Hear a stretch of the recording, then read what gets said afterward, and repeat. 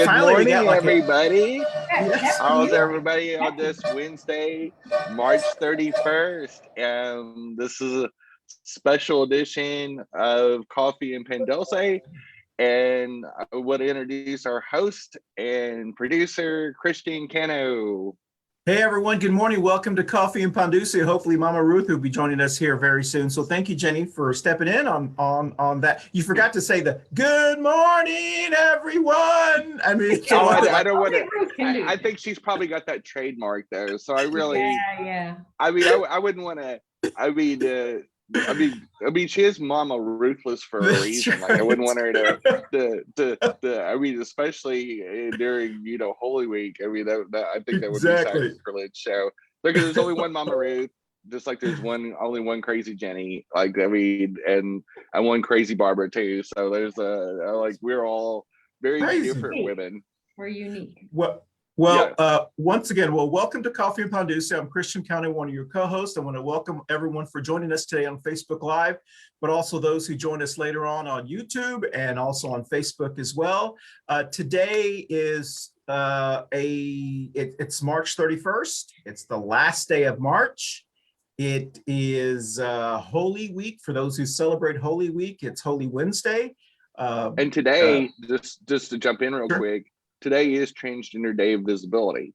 So March 31st, every year, there's two bookend events, which is T-Dove, which is today, and then T-Door, which is the memorial of all the transgender people that have been slaughtered and murdered in hate crimes. And we do a reading of the names and a candlelight vigil and all that, and that's called T-Door, and it's on November 20th. So March 31st, November 20th, but today, Pride will do a live event tonight. And they have all kinds of free entertainment. It's on Facebook. It'll go live. I believe I'll get the time for sure and say it by the end of the show. Because I'm blanking on it right now as we're talking, but it is a very special day, and even more so considering what the Republicans have been doing the last few weeks against the transgender community, specifically kiddos. So well, thank you for reminding us. I know you mentioned that the last show or two shows ago when we had transphobia, we talked about that as well. So it's also 6 o'clock tonight. So it's 6 o'clock tonight. Okay. And I'll say it again when we start to wrap up the show. Sure. Excellent. Okay. So as we always do in Coffee and Panducia, and I'm sure Mama Ruth will be joining us during the show, so we will let her introduce herself when she joins the show.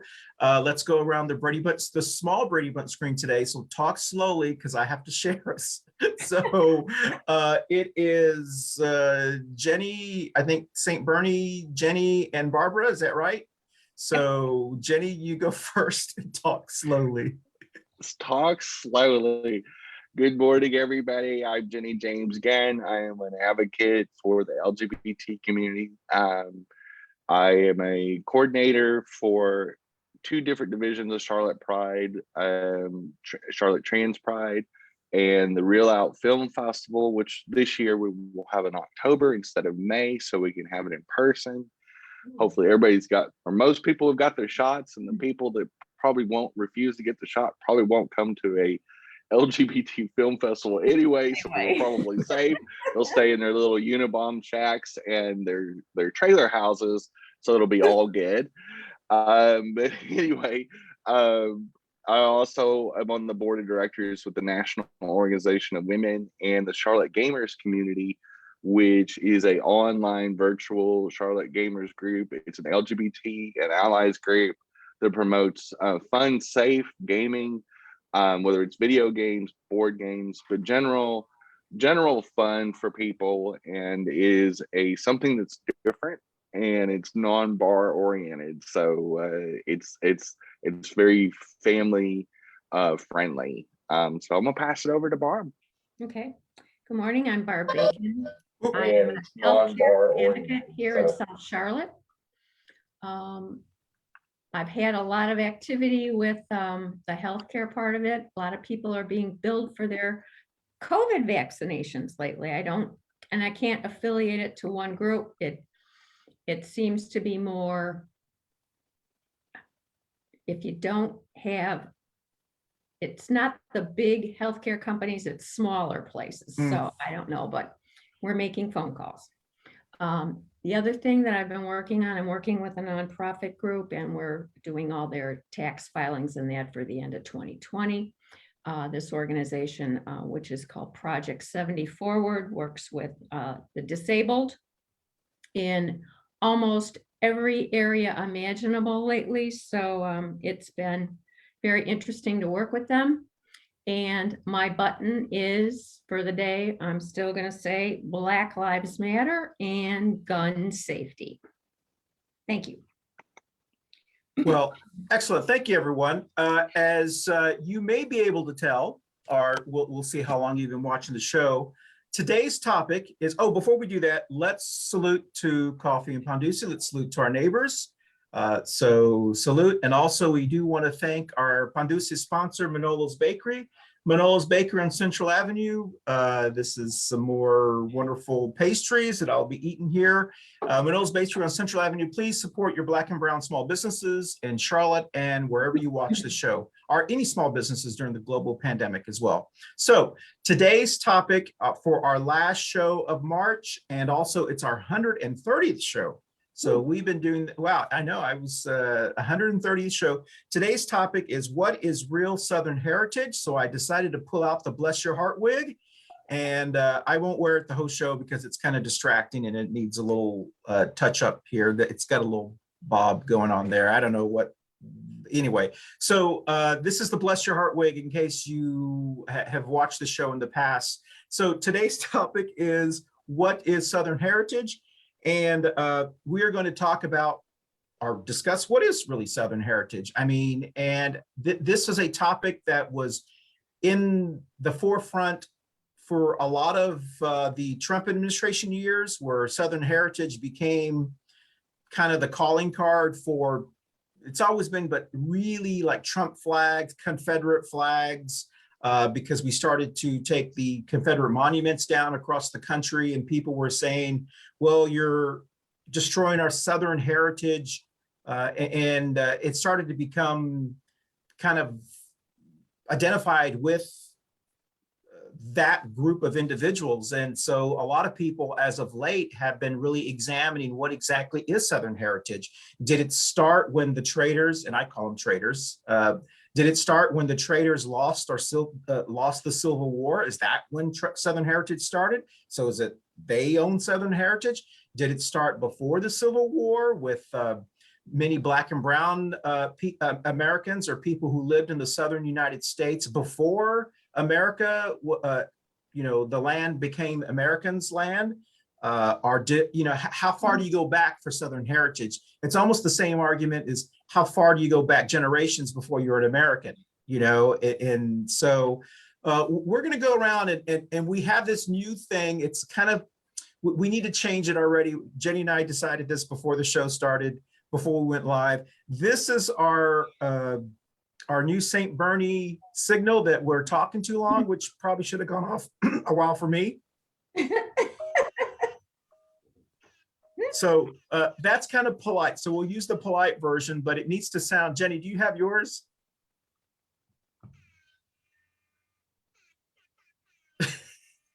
No. Did you hear it? No.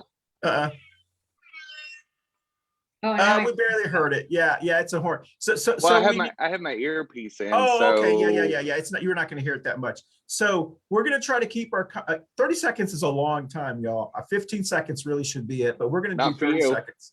Yeah, I know, that's right.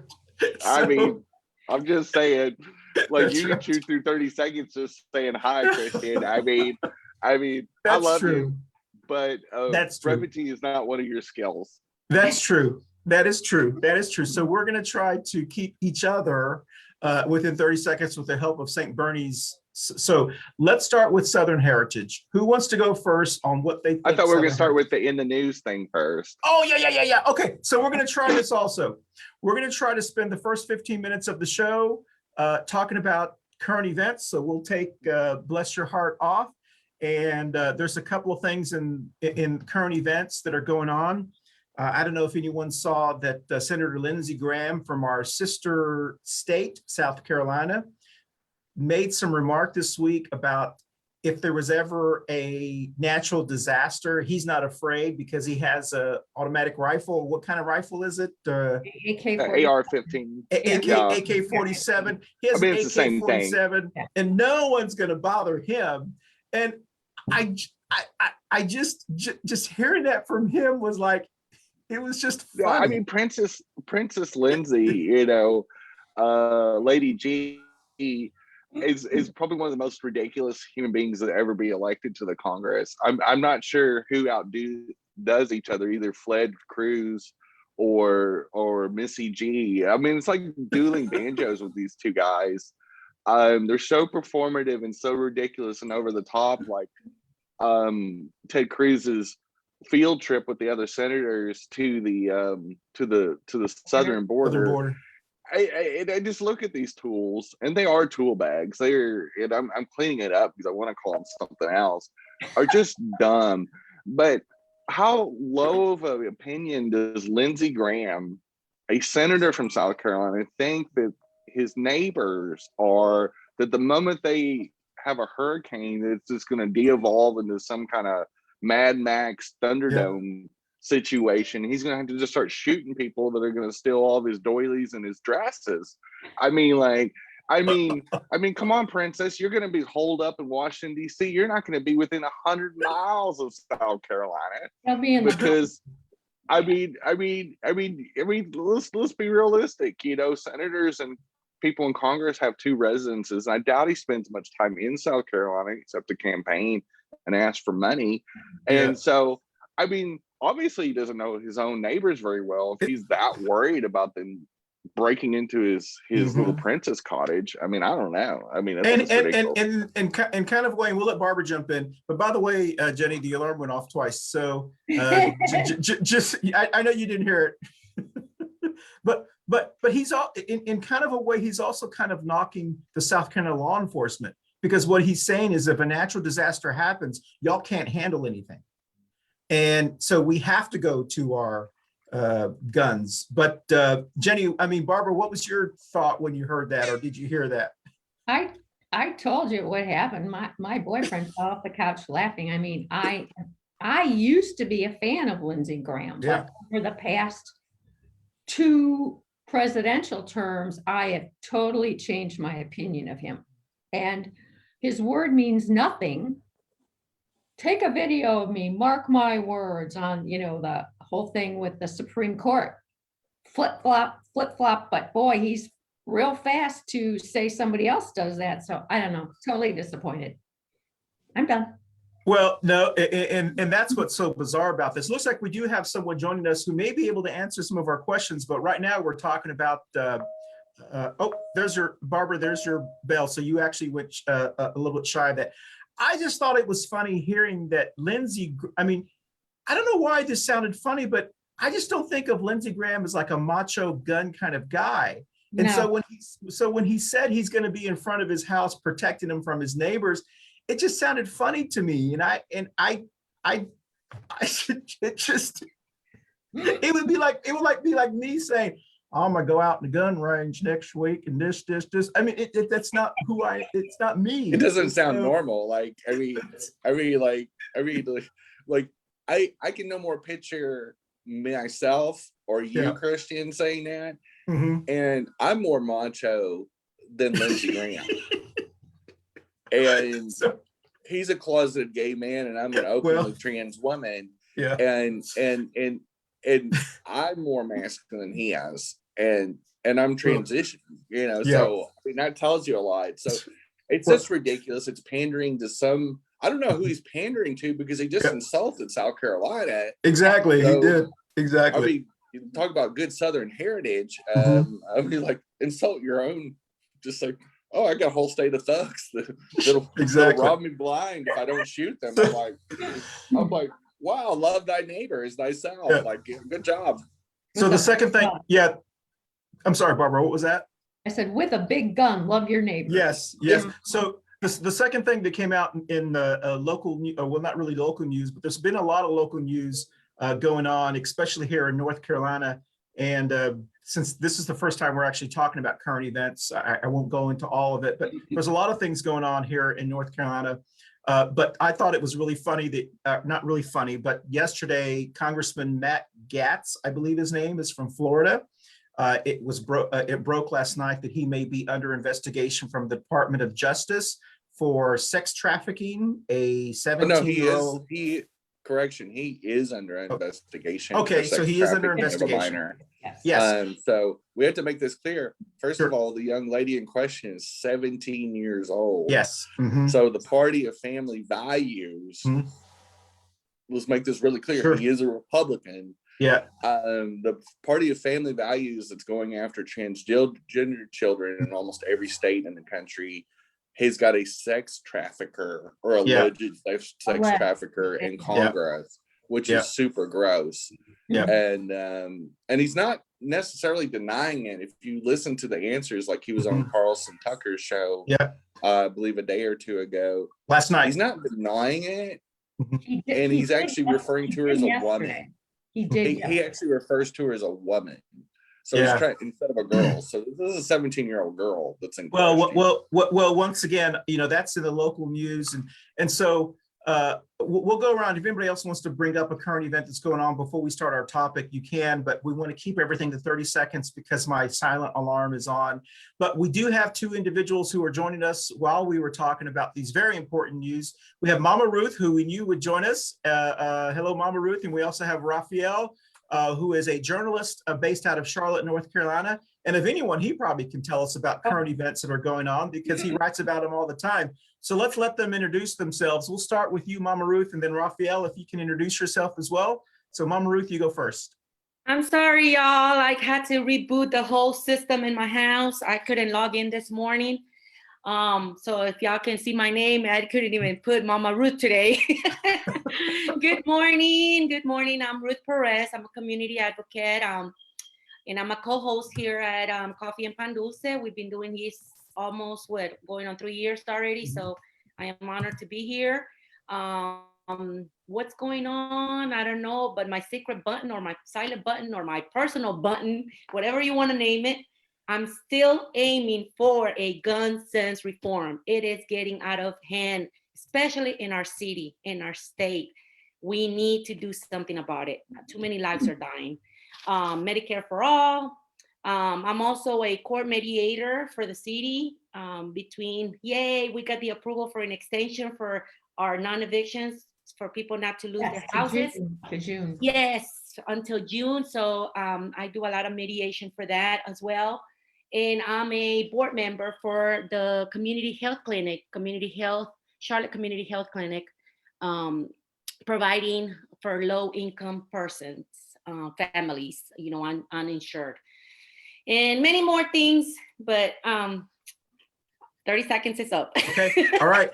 So let's introduce Raphael. Raphael is a journalist here and based out of Charlotte. So Raphael, do you have time to introduce yourself and tell us who you are? Oh, it looks like he may be on a call. Raphael is the bomb, man. He's my man. Look at him.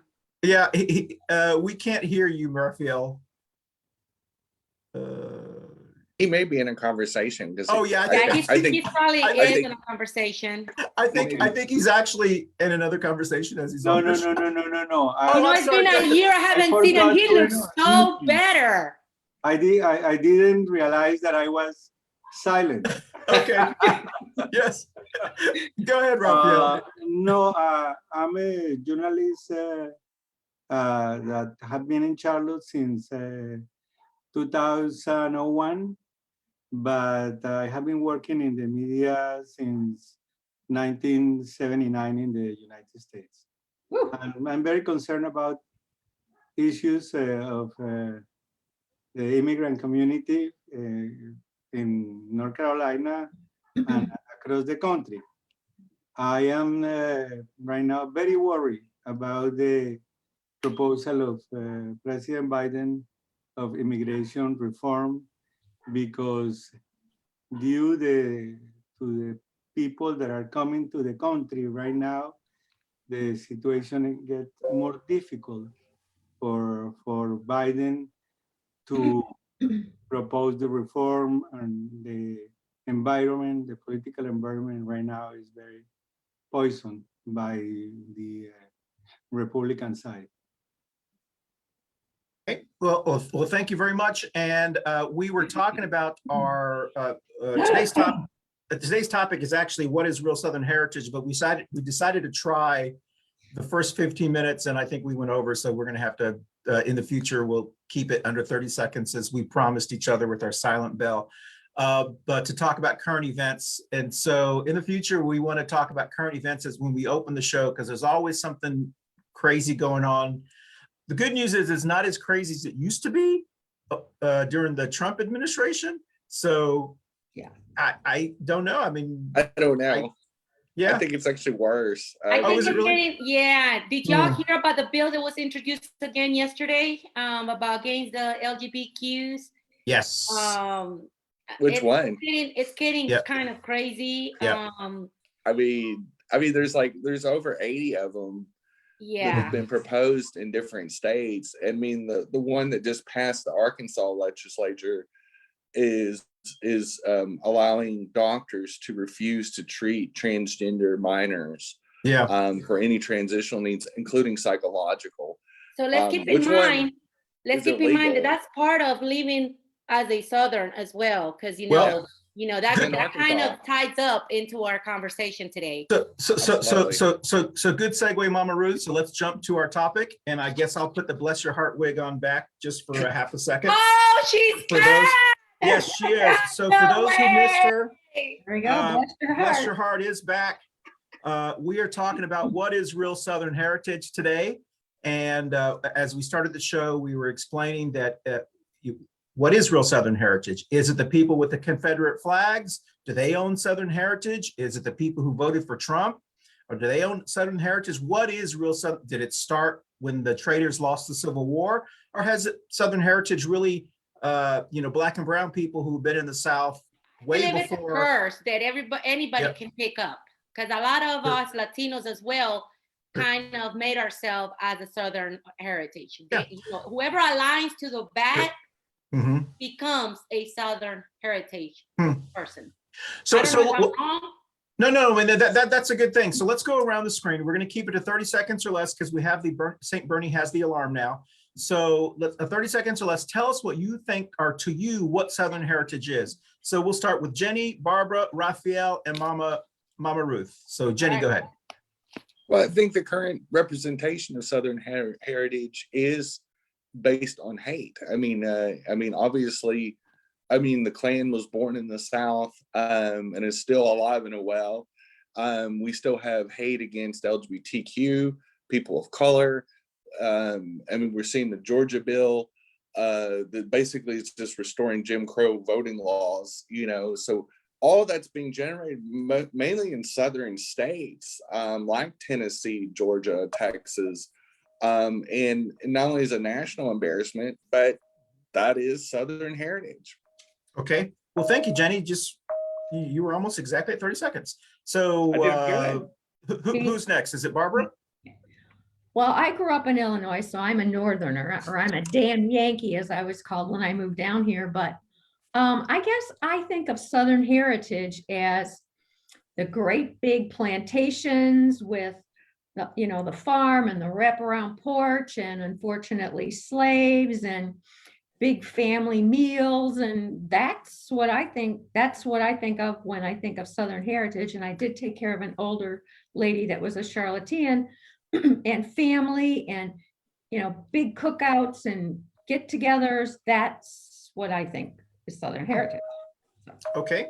Well, thank you, Barbara. And Mama Ruth, I believe you are next, and then Raphael. I'm sorry, Raphael, go ahead. Just to remind you that Hernando De Soto, the one that discovered for the European society the Mississippi River, came to Charlotte, came to Steel Creek, a place called Chalage, years and years before the Puritan. And in September 1567, September of that year, Juan Pardo, Capitan Juan Pardo, met the chief of Otari. Otari was the name of Charlotte. Actually, the name of Charlotte initially was Otari. Just a reminder of the Hispanic presence here in the South. Hey, that's kind of what that's exactly. And so, Mom Ruth, what do you think Southern Heritage is? I think I agree with Jenny at first. In the beginning, the way she, she mentioned it, it's an adoptive spirit of hatred. Anybody can become a Southern. I'm not from the South. I mean, I am from the South. What is it, West?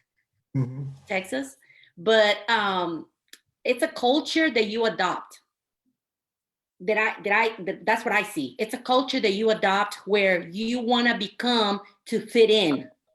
You know, being a Southern, it's an original thing that nobody can take it away. It's like me going to Colombia and trying to act like a Colombian person. And inside Colombia, they have different culture and different regions.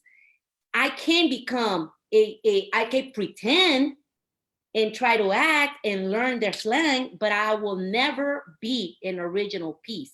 That's what happened here as well. It's adopting hatreds. It's adopting culture. It's adopting, it's like me becoming to do as a Latino, adopting the culture of Easter. I've never practiced it in my childhood. Now that I'm grown, I want to be doing the same thing as here. So I don't hear my alarm, and it's more than 30 seconds. What's up? Oh, girl, it went off. You motored right through it. You sure did. Yeah, Jenny, we're gonna need your alarm. Yeah, we're gonna have to resort to more. This was a very polite thing. We need. So this one. No, I heard everybody else's. Now I want to keep in mind, guys, we have good audience. Lynn Palmer, she's a very close friend of mine, and she's white. She's completely white, but she speaks Spanish. She's married to a watermelon person. And she says here, true Southern people should not be judged by crazy people that are public figures. True Southern people love everyone and treat people with love and will feed you food and lots of super sweet food. Yes. So yes, we recognize that as well. Yeah. So I want to jump in here and say something real quick. Sure.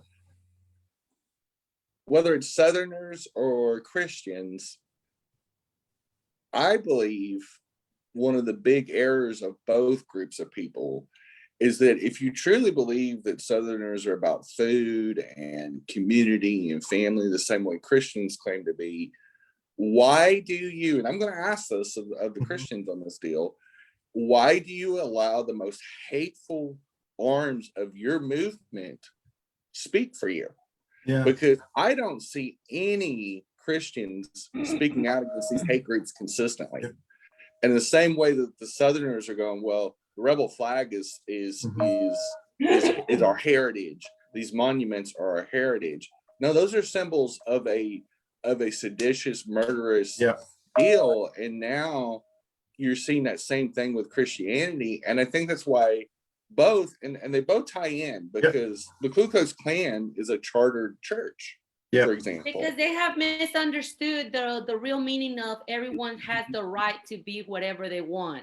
They don't speak up. They don't stand up and speak up and say, hey, you know, you're wearing that flag or you're flying that away, and that's not right. That's promoting hate. Or they don't have the courage to go to an event and say, stop the hate, because they have to respect the freedom of speech.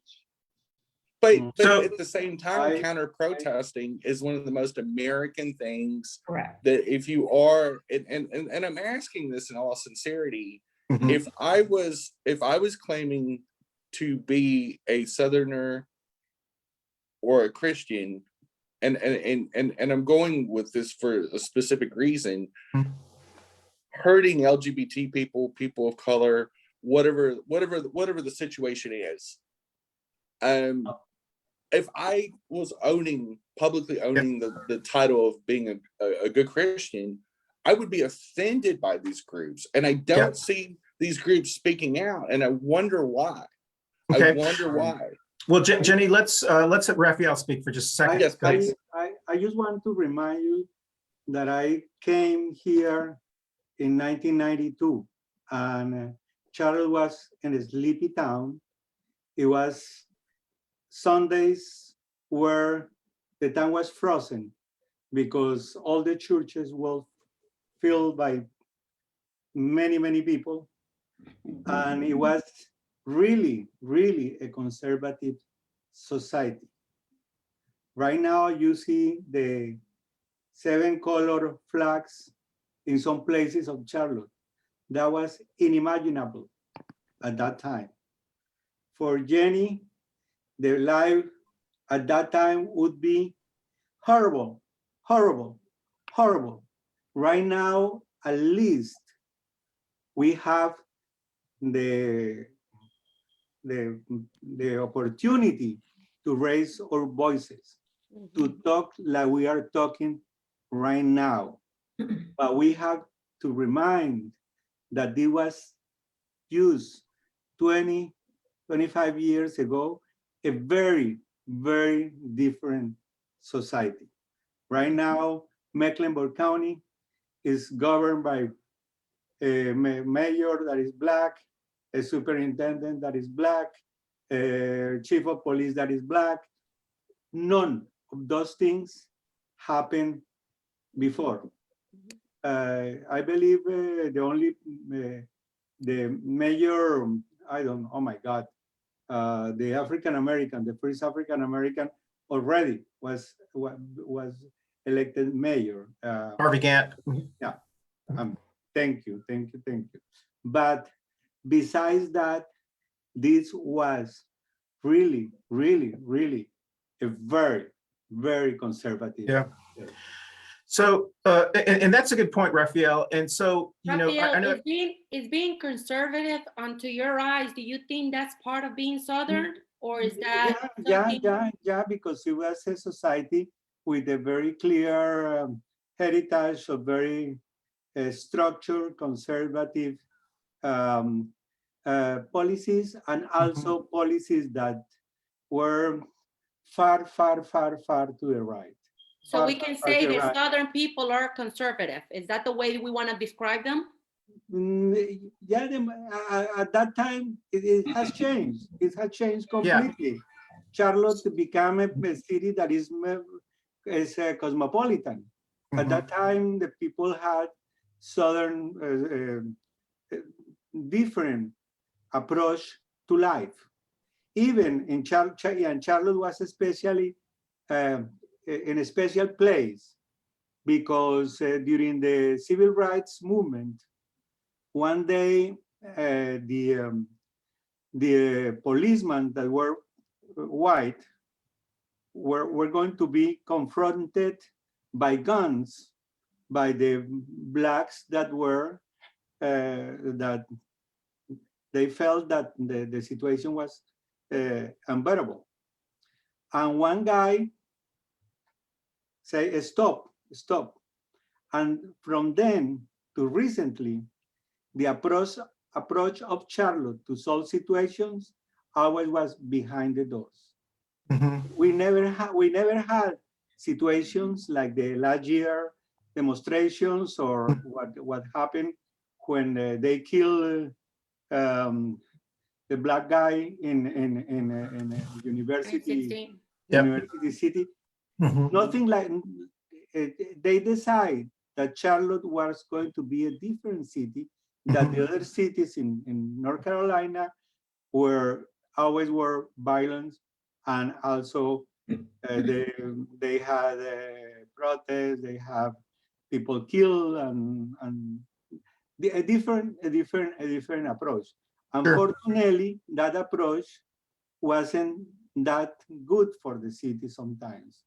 We need that the people express themselves. We need that the people point different views than the traditional views of Charlotte.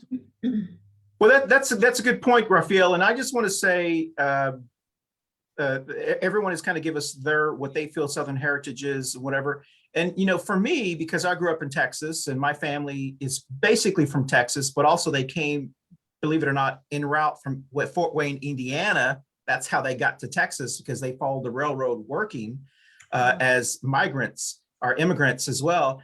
And Southern heritage for me, growing up in Texas, if you know Texas history, is like it's like a stew. It's Czechoslovakian, it's German, it's Mexican, it's African, it's Polish. It's a bunch of heritages put together. And to me, that's Southern heritage. And so to me, the conservative kind of image of the South didn't come from real Southerners. The conservative image came from Northern Christians who moved to the South, who imposed their conservative values on us. Because to me, this is my perception of Southern heritage is hospitality, libertarianism, that kind of, to me, that's Southern heritage. The conservative Christian like church movement is not really a Southern heritage movement. That's a Christian Northern movement that was brought down to us. If you look in Texas, the Texas big evangelical churches are all run by Northerners. They're not run by people who were born from Texas. The Attorney General is not a Texan. He was born from the North. The Lieutenant Governor is, if you look at Charlotte, the true like conservative, like evangelical people aren't from Charlotte. They're people who moved from Charlotte and who've imposed it. So that's just, for me, true Southern heritage isn't really like conservatism. That's something that was kind of overcome. So Jenny, you look like you want to say something, but Jenny, you're mute. Yeah. Don't do like Rafael. Don't do like Rafael. Yeah. Okay.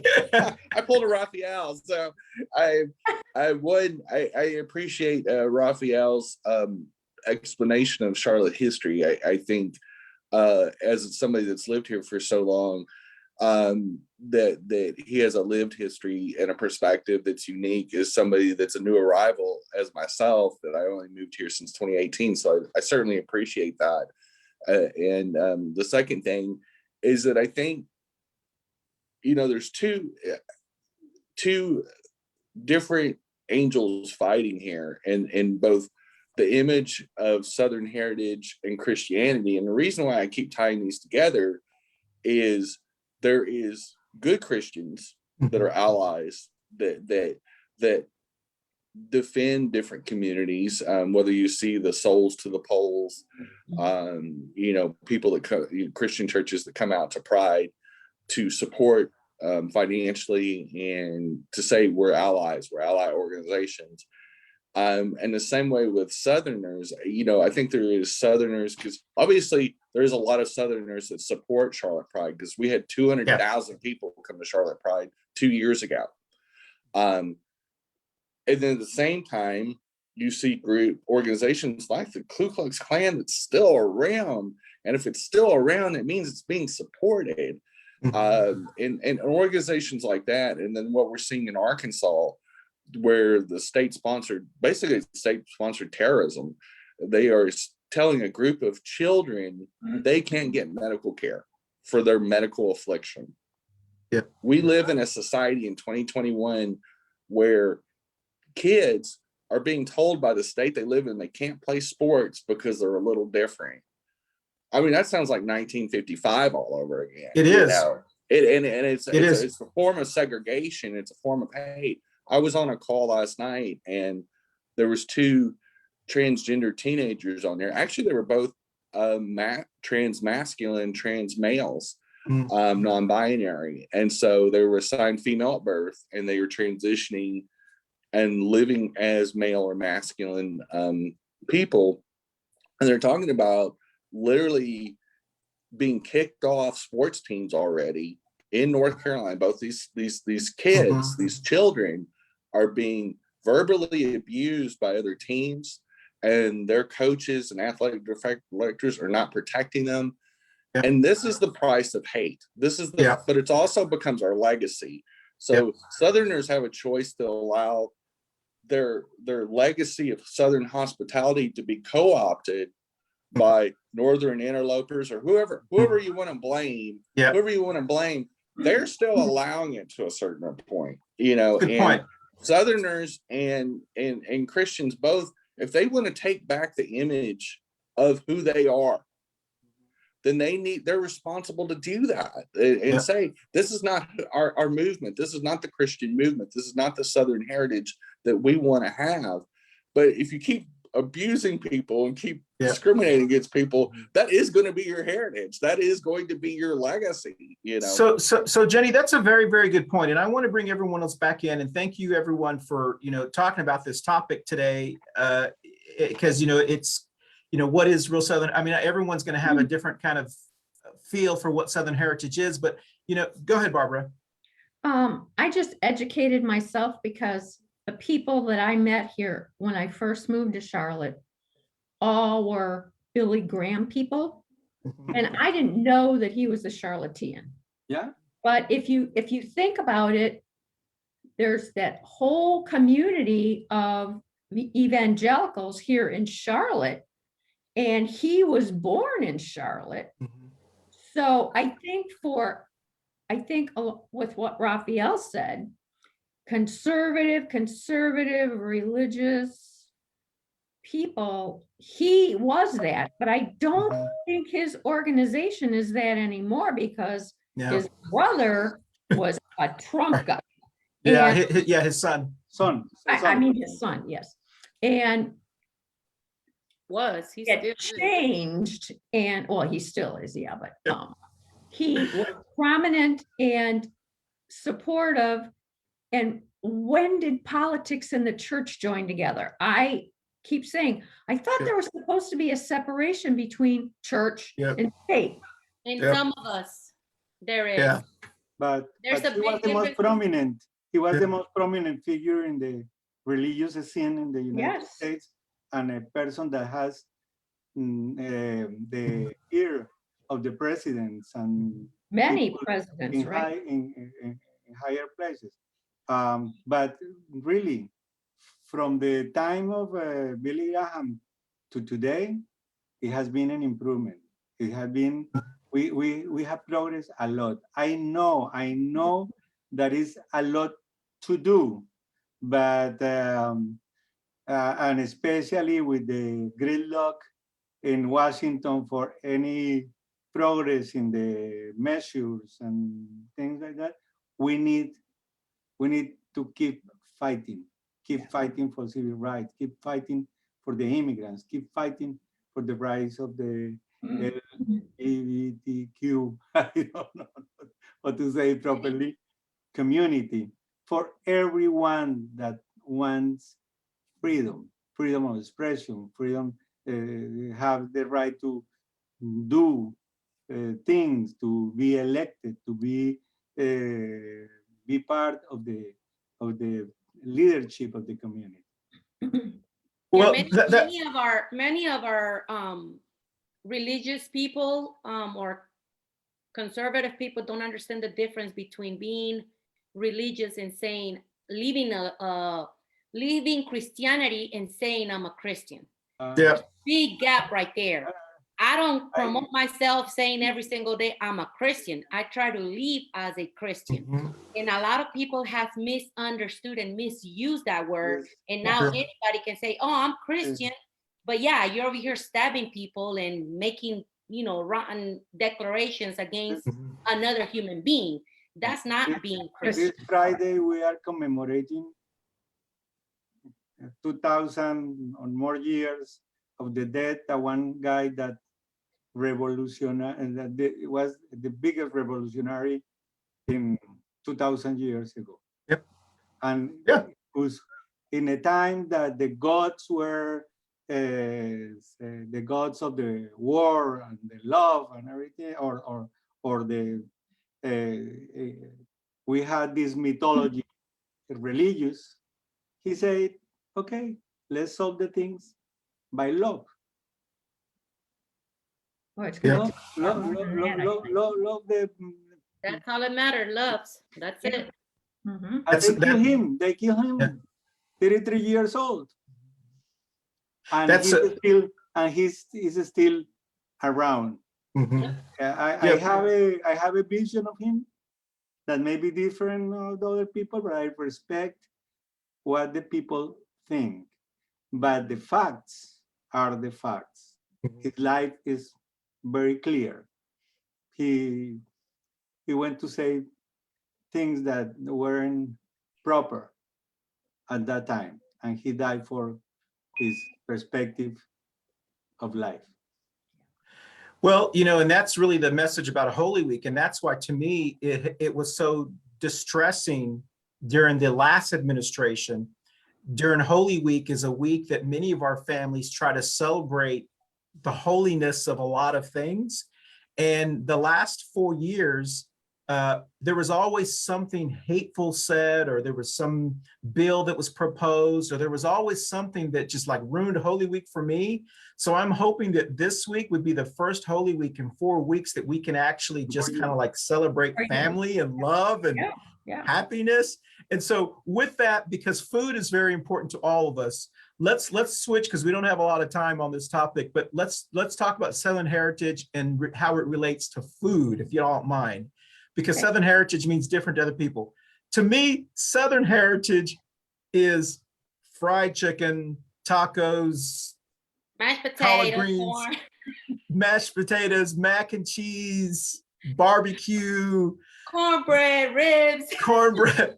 I mean, let's collard go around. greens. Yeah, let's go around. And quite honestly, y'all, none of that to me has anything to do with the Confederate flag.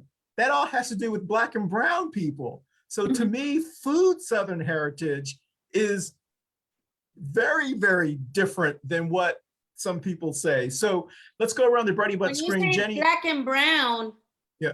Let's clear that up as well. Yeah. I know a lot of Southern that love that soul food, and they're complete white country people. Because they got it from Black people. Right. And they learn how to live with that, and that's their main plates. No, I agree. So let's go 30 seconds. So let's Jenny, Barbara, Raphael, and Mama Ruth. Tell us what you think about Southern heritage food or that. So Jenny, go ahead. Well, hey, when you're talking about cuisine, you can't ignore the Cajun and Creole influences from Louisiana and Mississippi, which again was brought from the Caribbean. I mean, most of the spices are Caribbean oriented, which were former slaves and at the time current slaves that were brought to Louisiana. And most Southern food is actually peasant food. Even Tex-Mex is primarily peasant food that has been elevated over time. But you got to remember the South was very poor. And so there's some interesting intersectionalities when you talk about Southern food and the influences with the Latinx community, the Cajun and Creole influences from the Caribbean with former African slaves, and many other French cuisines and things like that too. Excellent. Barbara. When I moved here, my vision was, fried chicken, baked beans, corn, collard greens, but I have to barter with you on mac and cheese because I live next to Wisconsin and they are known for macaroni and cheese. So I think we share that. So maybe we bring down our own recipe, but mac and cheese is very northern too. You need that when it's 30 below zero. So, and ribs, always ribs, and just barbecue in general.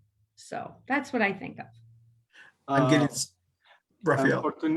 Unfortunately, I don't follow the traditional cuisine of the South. I may have today for lunch quinoa or couscous, which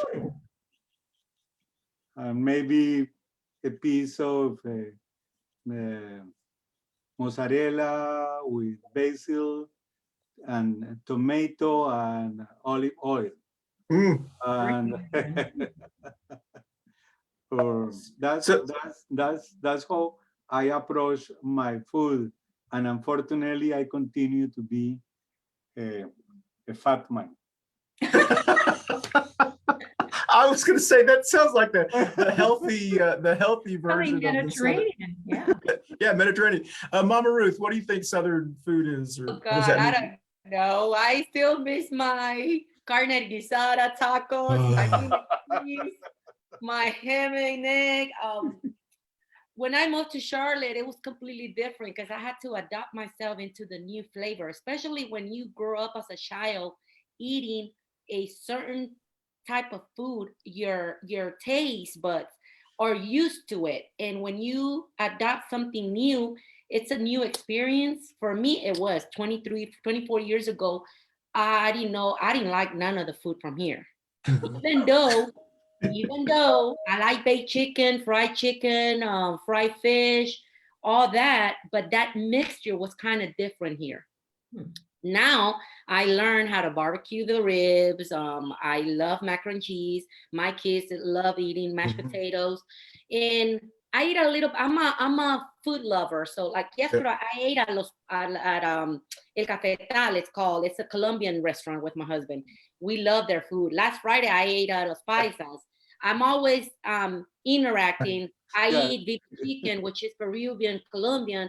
I mean, I just learned the culture and learn how to taste the mix that we have here in Charlotte, because Charlotte, it's very rich in that.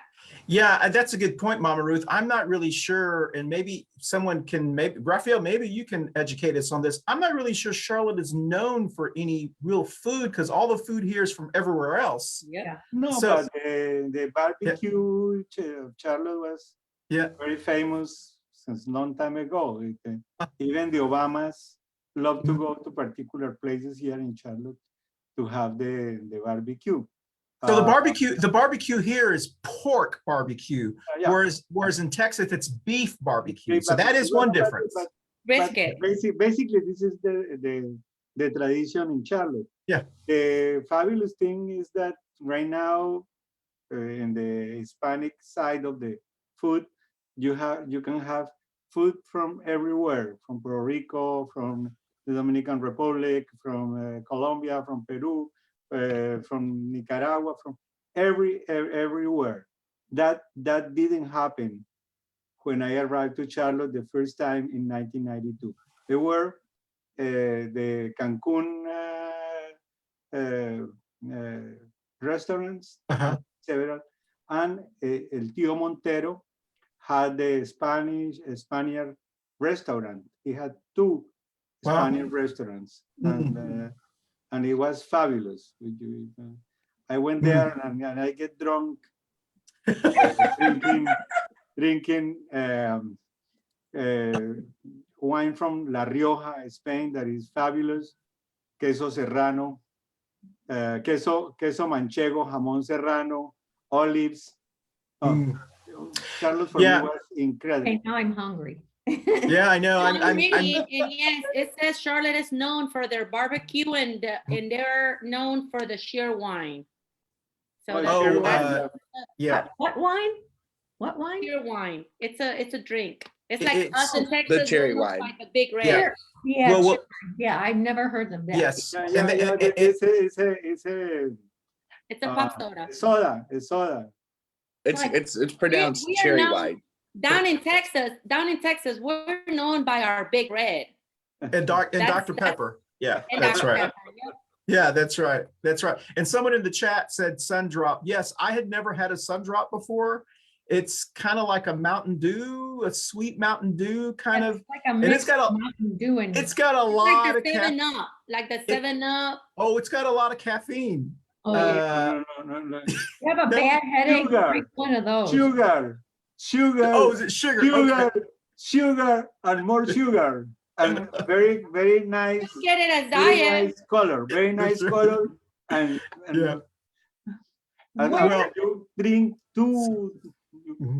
Start Yes. to- Maybe that's what it, yeah, maybe that's what it was, Raphael. When I had my first one, I was like, whoo, Oh my God. this is like, It's- so listen, But a we lot don't of have a lot Southern of time. food. Where Or- does or the what? vinegar-based sauce come from that they make barbecue with? The first time I had barbecue from at another family's house, I took a bite and I'm like, oh, I mean, I like vinegar-based, but it wasn't what I was expecting, and it was a The very collard green. strange taste. Ooh, Well, for the barbecue, I think what Barbara's referring to is the sauce. difference in the sauces.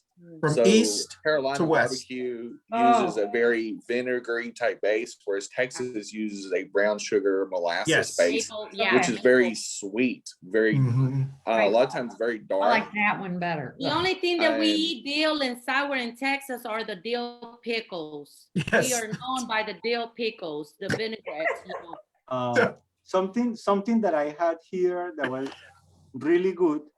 It was in one restaurant in near the gallery, the South Park Gallery, that was grits with shrimp. Delicious. Grits with shrimp.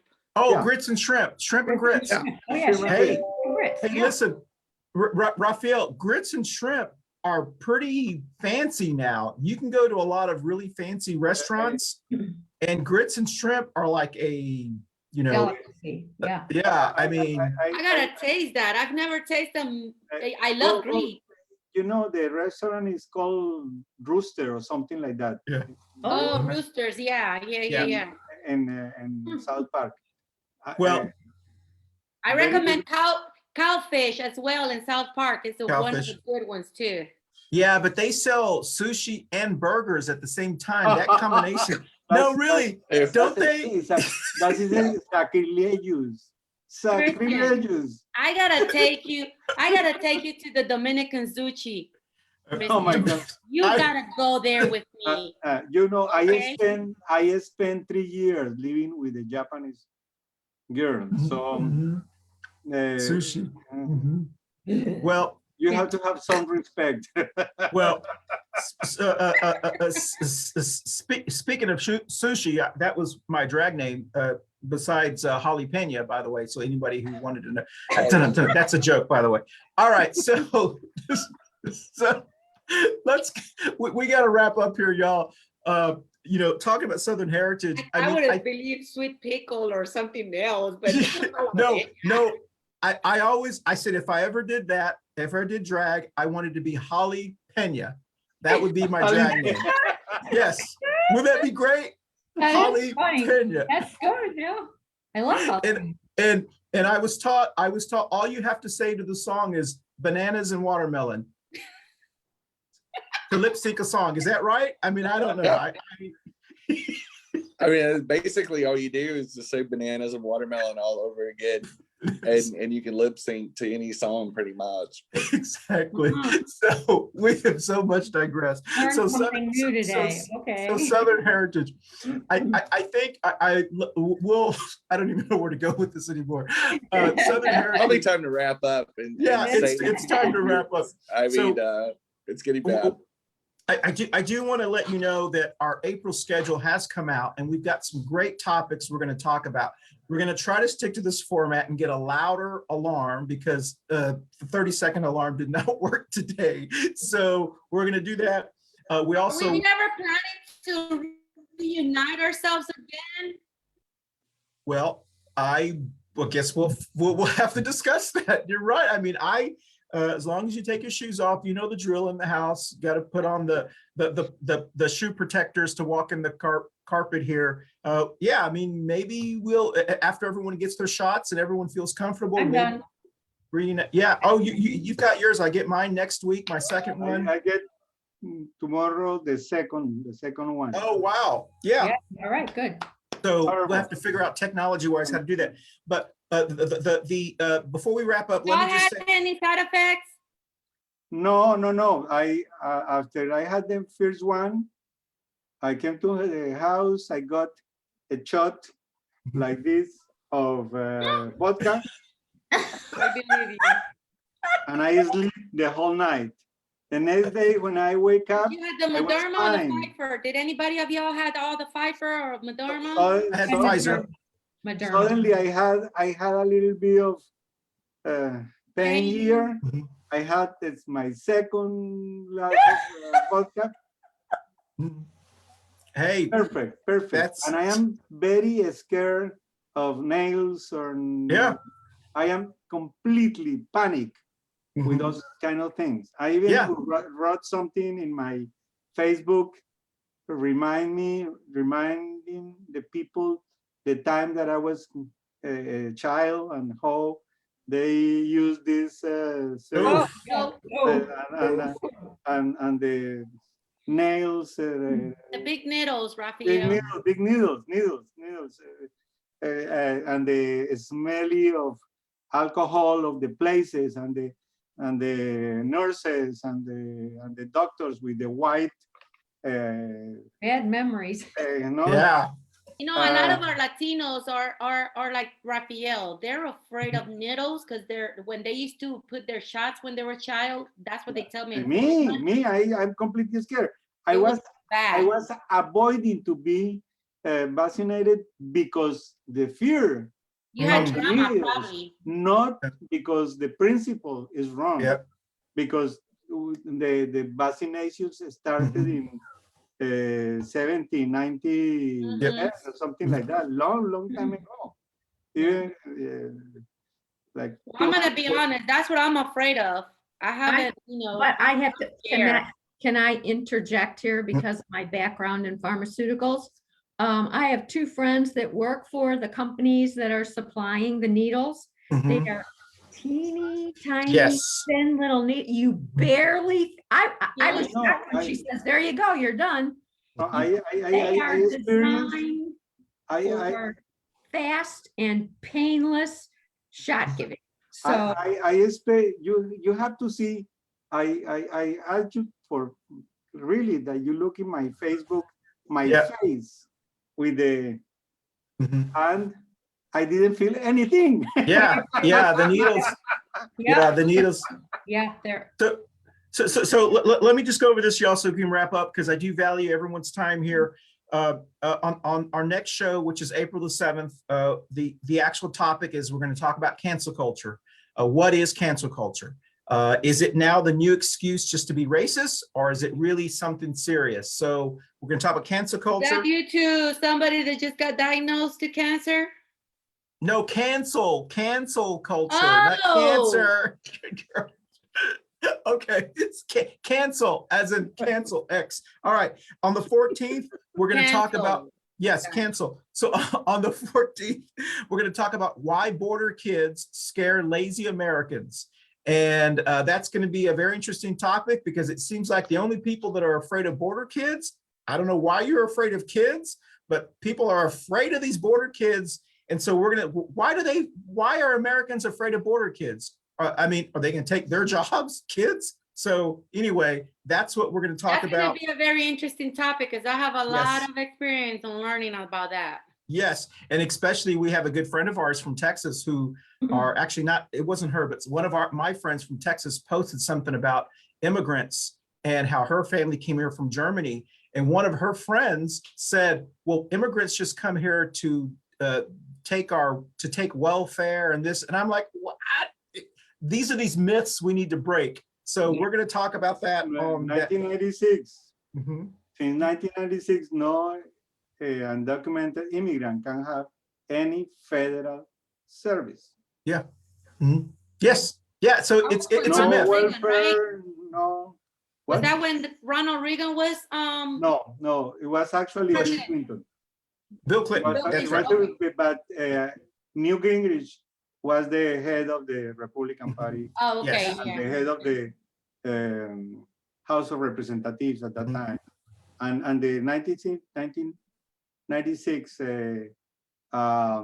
immigration laws were horrible for the people. Oh, you said 96. I thought I heard 86. Okay. 86 was Ronald Reagan. Yeah. Ronald Reagan, IRCA, the immigration reform of 1986. You gotta come and speak on that show, Raphael. Yes, that particular one is pretty good. Yes, and then on the 21st, which is the third Wednesday of April, we'll be talking about our dogs people too. All of us have had pets or whatever, and we need to find out, are they really just people? I don't know. That's gonna be a fun show, because that's right around Petapalooza here in Charlotte, the annual Petapalooza event that happens here in Charlotte by the Humane Society. And then our very last show of April is going to be talking about PBS, our public broadcasting. It's the last taxpayer-funded all-white media. So if you watch PBS, it's all white people. So, and it's taxpayer funded. So we're going to talk about that because I've heard Jenny's explanation, and I support PBS anyway. Yes. Doesn't No, matter. that's why.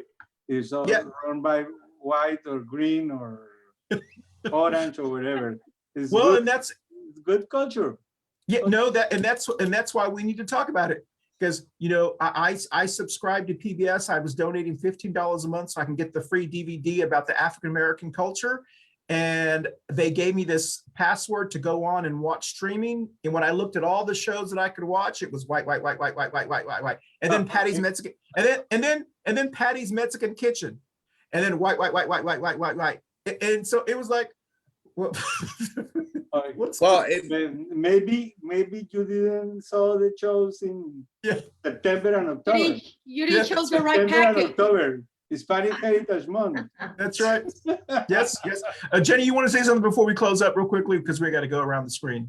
Real quickly, about PBS. Now there is local and national programming. Yeah. So just like with any television station, so a lot of the stuff that may be on during the day after the primetime shows is actually, and I haven't watched PBS in forever, so I'm kind of speaking of what I know, and knowing a PBS station director back in Texas, is that the local programming can vary from station to station and region to region, from what I understand.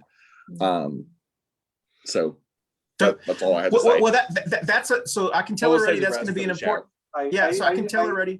I suggest to Christian and Mama Ruth to ask the local PBS to present this show. Yeah, we will definitely. Yeah. Yes, we will reach out to them, because we may challenge them with that. Remember, I told you, send them an email, ask them, request questions and stuff. Yep. Yes. And so let's go around the Brady Bunch screen. Tell us where you're going to be in 30 seconds or less. I'm gonna be head hunting. And then we will end the show. Once again, this show was talking about what is real Texas hair. What is Texas? Freudian slip. What is real Southern heritage? And as we could tell, there were so many different explanations on what Southern heritage is, and it means so much to different people. So Brady Bunch screen, St. Bernie, Jenny, Barbara, Raphael, and Mama Ruth. Tell us where you're going to be in 30 seconds or less, please. Well, tonight I will be commemorating T-Dove, Transgender Day of Visibility, Charlotte Pride, and Transcend Charlotte, which is a transgender support group, is honoring the community by doing a 6 o'clock entertainment hour. We will have local and North and South Carolina transgender performers, everything from music to comedy. We have 2 comedians lined up. It's open to all. It's totally free, and it'll be on Facebook Live at 6 o'clock on the Charlotte Pride page. Thank you, Jen. I'm going to be working on the tax situation for my nonprofit friends at Project 70 Forward. And I was trying to get all my yard work done, but I'm not going to make it today because it's going to rain. So it's raining now. Oh, not here. Oh, it is here. Send it over here. I need it for my grass seed. But anyway, and then I'm going to hopefully finish my yard on Saturday. I'm going to be working in the Spanish Language Day, El Día del Idioma, that is going to be celebrated virtually on April the 23rd. For that event, we have people from every country in the Spanish-speaking world that tell the audience how they spoke in their country. More than 23 people intervene in the event every year. This is our 5th year. We do that in conjunction with the City of Charlotte, Queen's University, Quixote Festival, and Fiestas Patrias. That is the organization that I am a founder. Mama Ruth? I will be here at home babysitting my granddaughter. the rest of the week. However, I am promoting and trying to keep up with everything that is going on with our community. Please don't forget, I sent a lot of my folks yesterday to register for the vaccines that is going on today between 1 and 4 at Hickory Grove Baptist Church, along with the Charlotte Latin Coalition.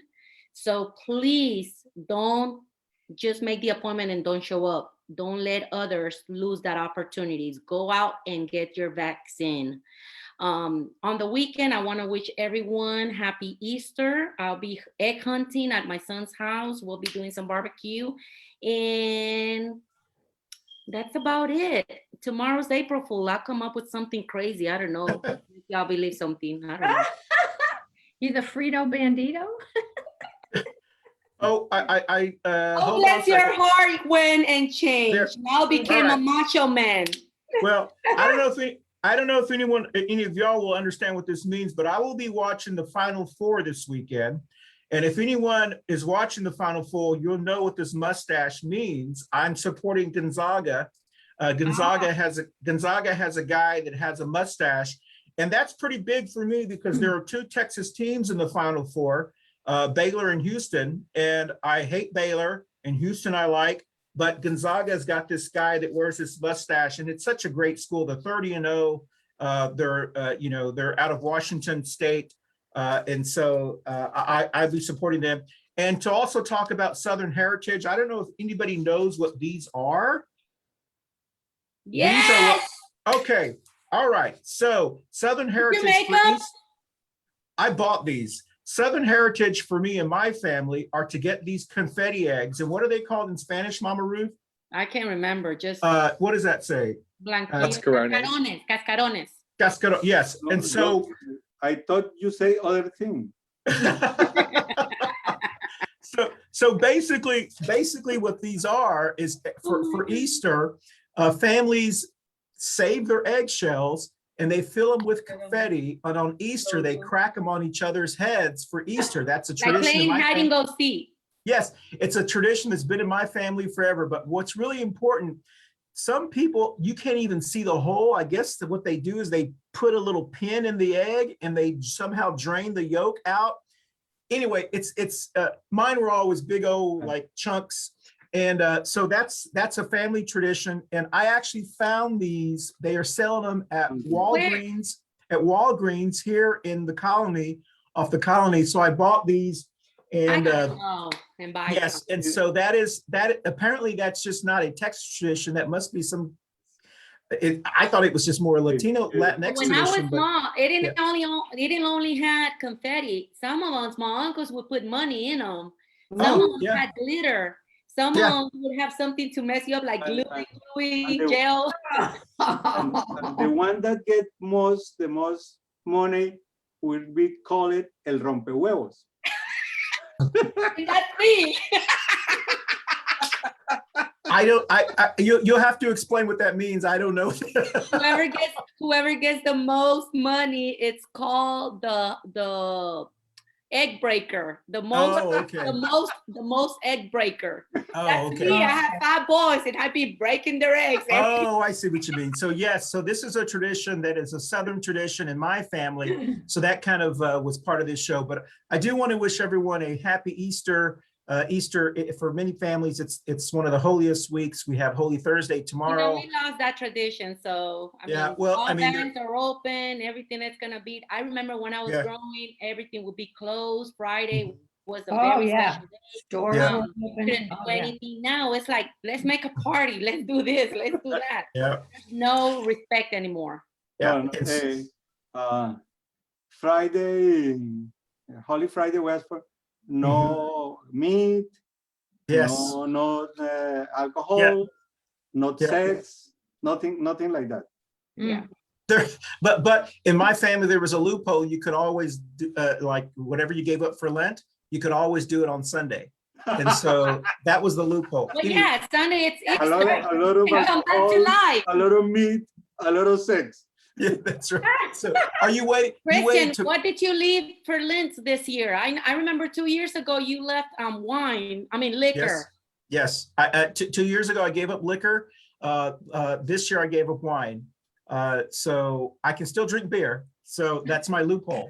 And so just, all right, we've gone way over. I want to thank everyone for joining us, and we do value your time. I apologize for going over, but this was a great group of individuals. Thank you for joining us on Coffee and Pandusu. We'll see you next week. If you're on the call, stay on so we can do the promo. And once again, I just want to reiterate one thing, what Jenny said. There are some hate bills being proposed, and it is just so almost disgusting in North Carolina that the transgender bill, the hate bill basically, was proposed on the anniversary of HB2. It was as if though the Republicans who proposed this wanted just to stick it to people, or at least it was so blatant. It wasn't, let's just wait, let's wait a little bit. They wanted to make a statement. This is nothing but a hate bill. So you may agree with maybe some of the things they say or for whatever, but you can't agree with hate. This is a hate bill. And I do hope that you understand that this is nothing but a hate bill. And so it's just wrong. And so with that, and Jenny, thank you for always keeping us up to date as well. I want to thank Wesley, our elected official, House Representative Wesley Harris. And the state Senate, Salvador, they represent, I think, the Ballantyne, Still Creek kind of area. They had a town hall meeting yesterday to update us on what was going on in Raleigh. I want to thank them so much because my state senator, Jeff Jackson, hasn't had a town hall meeting ever, and we can't see him anywhere. So I do want to thank. He was here Sunday. He was at Manolo's Bakery on Sunday. Because he's running for office. That's the first time he's ever stepped into Manolo's Bakery. Hey, there's always a time for everything. So let's keep him accountable. All right. Well, you know how I feel about that. So thank you very much, everyone. We love you, and we'll see you next time on Coffee and Pandusa. Thank you very much. Stay on if you're on the call.